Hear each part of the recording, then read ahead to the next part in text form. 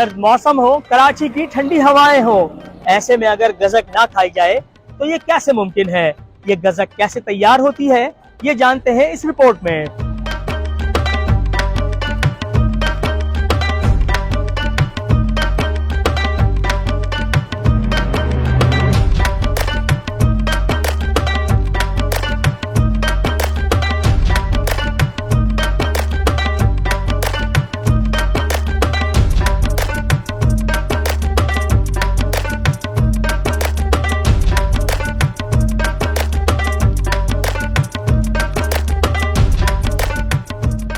ऐसा टाइम हुआ कि यहाँ लियाकत अली साहब ने बुलाया दाल मोट के लिए, तो उनकी नुमाइश में हमने दाल मोट बनाई थी। यहाँ पर उन्होंने मशीन बनवा के दी थी, छोटी दुकान थी, बैग तखत डाल के बैठे। तो आज अल्लाह का बड़ा करम है, शुक्र है उस मालिक का कि 5 दुकानें अपनी जाती इंडिया से आए थे, आगरे से। वहाँ पर भी यही कारोबार था वाली साहब का, मिठाई का।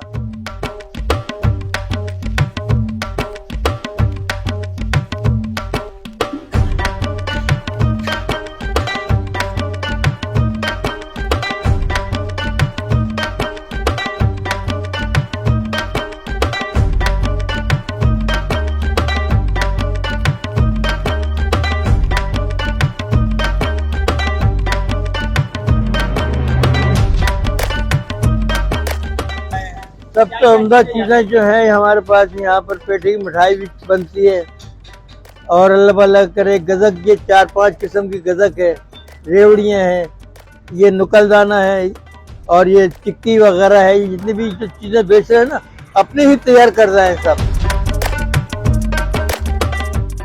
चीनी है, एक लिक्विड ग्लूकोज आता है, और तिल है। इसके अंदर और कोई दूसरी चीज़ मिक्स नहीं होती है। बस सबसे बड़ी चीज़ है तिल। तिल अच्छा होना चाहिए। ये सब माल जो बना हुआ है तिल से बना हुआ है, असली तिल होना चाहिए यहाँ, साफ सुथरा। तो उसके साथ चीनी का तो बनता ही बनता है, लेकिन गुड़ का भी माल बनता है। कराची में तो है ही है जो कुछ भी है, लेकिन बाहर से जो लोग यहाँ आते हैं, खाली नाम सुन के आते हैं गज़क वाले कौन है कल्लू भाई। तो गज़क लेके जाते हैं लोग, पूरे पाकिस्तान में जाती है। जो जाते हैं ना यहाँ से सऊदी अरब, वो लेके जाते हैं। सर्दियों की सौगात है ये, सर्दियों में होता है इसका सीजन सही मायनों में। गज़क का, रेवड़ी का, इन चीज़ों का, चिक्की का बहुत बनती है, बहुत बिकती है अल्लाह के रहमत से।